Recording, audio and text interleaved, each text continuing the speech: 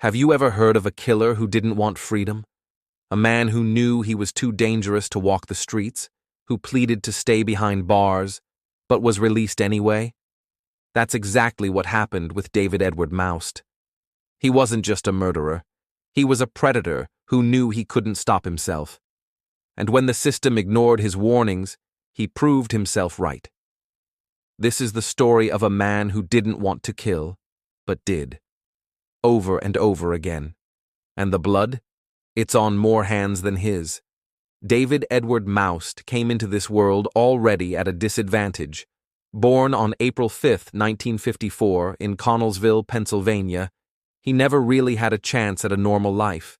His parents, George and Eva Moust, weren't exactly what you'd call a happy couple. His father, George, was an orphan who bounced from foster home to foster home, and his mother, Eva, had her own history of mental illness, psychosis, to be exact. But let's be honest, calling her mentally ill feels like a bit of an understatement. Eva wasn't just unwell, she was cruel. David was only 7 years old when his father walked out and never came back. You'd think a mother would try to comfort her child in a moment like that. But Eva? She seemed to blame David for his father leaving. Have you ever been around someone who just makes you feel unwanted?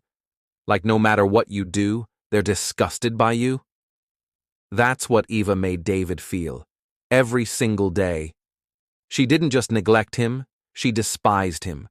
She told him he was worthless, that she didn't want him, that he should have never been born. And she didn't stop at words. By the time David was 9, Eva was done pretending to care. She marched him to a mental institution and left him there, permanently.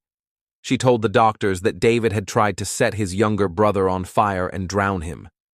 The truth? She just didn't want him anymore. Doctors and social workers couldn't find any evidence of the behaviors Eva described. They even noted how David seemed quiet, withdrawn, and well-behaved. But Eva refused to take him back. She flat out told the staff, "I just don't want him at home." Imagine being 9 years old and hearing your own mother say that. Would you ever recover from something like that? David didn't. He spent the rest of his childhood bouncing between psychiatric hospitals, children's homes, and temporary foster families. Each time he seemed to get quieter, colder, and less human. And by the time he was a teenager, that broken little boy wasn't there anymore. Something much darker had taken his place. If there's one thing psychologists agree on, it's this. Monsters aren't born, they're made. And David Moust was being made into one, piece by twisted piece. By 13, he wasn't just a troubled kid. He was dangerous. He started choking his friends, for no reason. Not to win a fight, not out of anger, just to see what would happen. His younger brother remembered watching David beat a squirrel to death with a baseball bat, not because it attacked him, but because it was fun. What makes a kid do something like that? Is it the abuse, the rejection, or was something already broken inside him from the start? It's hard to say. But whatever the reason, David was spiraling, fast. At 13, he was living in a children's home. That's where things went from bad to worse. Another boy, older and stronger, molested him. David didn't tell anyone, he just absorbed the pain. And that's when the violence inside him stopped being random, it got personal. David didn't want to hurt animals or friends anymore. He wanted to hurt people who reminded him of that boy. But no one saw what was coming. By the time David turned 18, he was lost. No home, no family, no future. His mother refused to let him move back in. In fact, she threatened him with a knife when he showed up at her door. Her solution? She took him to an army recruiter and basically dumped him there. 1971. David Moust became a soldier. He trained as a cook and ended up stationed in Frankfurt, Germany. And surprisingly, he was a good soldier. He followed orders, did his job, and blended in. But that didn't mean the monster was gone. It was just waiting. In 1974, it woke up again. David met James McClister, a 13-year-old boy, the same age he was when he was molested. No one knows exactly what happened that day. David claimed it was an accident, that James died in a moped crash. But that's not what the investigators believed. David was court-martialed and convicted of involuntary manslaughter and larceny. He was sentenced to 4 years at Fort Leavenworth. Here's the disturbing part. David didn't want to leave. He literally begged not to be paroled. He told the prison he didn't belong outside. They didn't listen. He was released in 1977, and the killing started again. Imagine this. You've just been locked away for killing a child. You know you're dangerous. You tell the prison system, "Don't let me out. I'll kill again." And they let you out anyway. That's exactly what happened to David Moust. After 4 years behind bars at Fort Leavenworth, David was released against his will in 1977. He wasn't reformed. He wasn't remorseful. He wasn't better. If anything, he was worse. The thing is, David wasn't the kind of killer who hunted for sport or satisfaction. His murders weren't thrilling to him. They were compulsions. He didn't kill because he wanted to. He killed because he had to. And once he was back on the streets, he wasted no time. David tried to pretend he was starting over. He moved to Chicago and tried to blend in, just another quiet guy, keeping to himself. But monsters like David, they can't stay hidden for long. In 1979, he invited a friend over to his apartment. They hung out, talked, laughed. It was all perfectly normal. Until the friend fell asleep. David didn't even hesitate. He grabbed a knife and stabbed him, repeatedly. Why? Even David couldn't explain it. In his later diary entries, he admitted he didn't know why he did it. It wasn't anger or revenge. It wasn't even planned. It was just impulse. But here's the insane part. David got away with it. He lied on the witness stand, swearing he didn't do it. And the jury? They believed him. He walked free. Can you imagine that? A man who already killed a child gets caught stabbing a friend in his sleep and still manages to talk his way out of it? How many chances does one killer get? David wasn't done, not even close. By 1981, David wasn't just killing for impulse anymore. Now, he had a mission. He decided he wanted to find and kill the boy who molested him back at the children's home. But David couldn't find him. The boy, now a man, was nowhere to be found. So David made a decision. If I can't kill him, I'll kill someone like him. That's when he found Donald Jones, a 15-year-old boy. Donald wasn't his abuser, but that didn't matter. David decided he would stand in his place. He lured Donald to a quarry in Elgin, Illinois. He pretended to be his friend. He acted like he cared. Then, without warning, he drowned him. Donald's body was found later, floating in the water. David. He disappeared again, just a shadow slipping through the cracks. David couldn't stop, and he didn't want to. Later that same year, he moved to Texas. There, he stabbed a 14-year-old boy. This time, the police caught him. He was arrested and sentenced to 5 years for causing bodily injury to a child. 5 years. For stabbing a child. Let that sink in.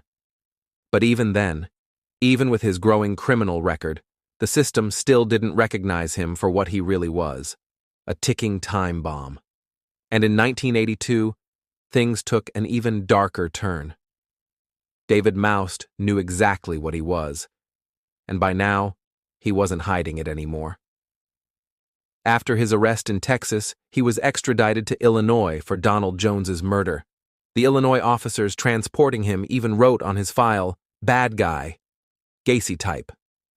But David was smarter than people gave him credit for. He knew how to play the system. He acted cooperative. He admitted to his crimes. He even pleaded guilty. The court found him mentally unfit to stand trial, and instead of going to prison, he was shuffled between mental hospitals and holding cells for over a decade. By the time he was actually sentenced in 1994, they gave him 35 years, but with time served and good behavior credit. He only served 17 years. 17 years, for drowning a 15-year-old boy. David begged the Illinois Department of Corrections not to let him out. He wrote them a 5-page letter explaining that he wasn't safe to release. When an inmate says he doesn't want out, I hope somebody listens. Nobody listened. He was released in 1999, a free man. David tried to lay low. He even made friends. People trusted him. But by 2003, he was done pretending. He lured James Raganai, a 16-year-old boy, to his basement in Hammond, Indiana. He strangled him to death, wrapped his body in plastic, and encased him in concrete. He did the same thing to Michael Dennis, 13, and Nick James, 19. Both boys had been reported missing the same day, September 10, 2003. Their bodies? Found in David's basement, wrapped, plastic, concrete, like they were never supposed to be found. David confessed, but this time there were no lies or tricks. He pleaded guilty in 2005 and was sentenced to 3 life terms without parole. And this time, he wouldn't get out. David didn't stick around for his life sentences. On January 20, 2006, about a month after his final conviction, he hung himself in his jail cell. Guards found his body along with a suicide note. In it, he confessed to 5 murders and apologized to the victims' families. But was 5 the real number? Or were there more bodies, more secrets buried with him? We'll never know. The system had plenty of chances to stop David Moust. He even warned them himself. They didn't listen, and innocent kids paid the price. The question is, who's really to blame? David? Or the people who let him walk free again and again? What kind of killer begs not to be released? It's a chilling question, isn't it? Most murderers fight for freedom, swearing they're reformed, claiming they're not the same person who committed those crimes. They want parole. They want another chance. Not David Moust. He wrote letters, filed requests, and even pleaded with prison officials. I should never be let out again. I don't know how to act around other people. I was never taught how to make friends and keep them. Let that sink in.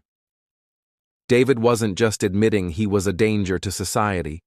He was practically screaming it. He didn't ask for forgiveness. He didn't pretend to be cured. He wasn't manipulating the system for freedom. He wanted to be locked away forever.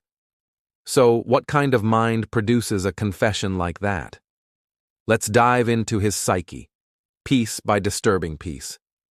After his arrest in 2003, investigators found David Moust's personal diary, pages filled with ramblings, self-loathing, and chilling admissions. He didn't describe his crimes like trophies or victories. He wasn't proud.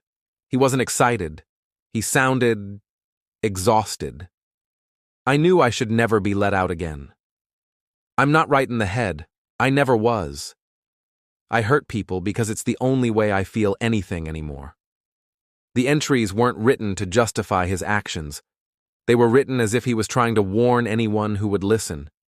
It was almost like David saw himself as 2 different people. One side was the normal David, the man who wanted to stop killing, who hated himself for what he did, who begged to stay behind bars. The other side was the predator, the one that came out when he was alone with his victims, the part of him that took over when the impulse hit. And that second side, it always won. David's crimes didn't start in a vacuum. Remember, his childhood was a cocktail of trauma and instability. A mentally ill, psychotic mother who abandoned him. A violent, orphaned father who wasn't around. Institutionalized at age 9 because his mother claimed he tried to burn his brother alive. Molested by an older boy at the children's home. What happens when a child grows up knowing nothing but abuse, rejection, and pain? David didn't get love. He didn't get stability. He didn't get safety. All he got was violence, and eventually, that's all he knew how to give. But that doesn't make him a victim, because plenty of people suffer terrible childhoods and don't become killers. So, what made David different? Most serial killers fall into 2 broad categories: Organized killers, methodical, patient, calculated. They stalk their victims, plan everything, cover their tracks. Disorganized killers, impulsive, sloppy, erratic. They kill without a plan, leaving chaos behind. But David Moust didn't fit neatly into either category. He was both, and neither. His first known kill, 13-year-old James McClister, wasn't premeditated. David claimed the boy died in a moped accident. Whether that's true or not, it set off a chain reaction he couldn't stop. Then, Donald Jones in 1981? That one was premeditated. But it wasn't about rage or pleasure. It was a proxy murder for his childhood abuser, a twisted revenge on the wrong person. By the time he murdered James Regagni, Michael Dennis, and Nick James in 2003, David had evolved. He lured them in, strangled them, wrapped their bodies in plastic, and encased them in concrete, a horrifyingly methodical approach. Why the concrete? It wasn't just to hide the bodies. It was to erase them, to pretend they never existed. David wasn't keeping trophies like many serial killers do. He wasn't reliving his murders through keepsakes. He wanted his victims gone, completely. Was that guilt? Or was it shame? Maybe both. Some criminologists believe David Moust might have suffered from dissociative identity disorder, formerly known as multiple personality disorder. Think about it. He begged to stay in prison, knowing he'd kill again. He confessed, again and again, without asking for forgiveness. He talked about himself like he wasn't even in control of his own actions. His diary reads like a man observing himself from the outside, horrified but powerless to stop it. One chilling line stood out more than the rest. "I don't know who I am anymore. I think there's someone else inside me, and he's worse than I am." So the question becomes, did David know what he was doing all along, and simply hate himself for it? Or was he genuinely at war with his own mind, a victim of the monster living inside him? When David Moust finally faced justice in 2005, he didn't resist. He pleaded guilty and accepted 3 life sentences without parole. No appeals, no excuses, and just a month later he ended it himself, hanging in his cell. His suicide wasn't an escape. It wasn't cowardice. It was his final confession. David didn't want freedom. He didn't want forgiveness. He didn't even want to live with what he'd done. The only thing he wanted was to stop himself. So here's the real question, the one that keeps people up at night. Was David Moust born evil? Or did the abuse, neglect, and trauma create him, piece by broken piece, until there was nothing human left? If someone had loved him as a child, if someone had protected him, would he have turned out different? Or was there always something dark inside him waiting for an excuse to emerge?